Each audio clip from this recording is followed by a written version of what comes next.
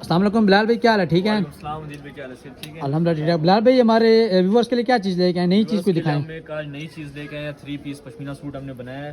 ये अच्छा। देखिए, चेक करें ज़रा, व्यूवर्स को शो करवाएं। लेटेस्ट हमारे पास 3 पीस सूट आ गया पश्मीना शॉल के साथ। काफ़ी डिमांड थी इस सूट की, तो हमने सूट बना के स्टिच करके दिखाएं। अच्छा, ये शाल का सूट बनाए? कस्टमर की डिमांड पे शॉल के साथ हमने 3 पीस शॉल के ऊपर ये सूट बनाया है। ये शर्ट है, एक शॉल की हमने शर्ट बनाई है, इसके साथ आपको ये शॉल मिलेगी।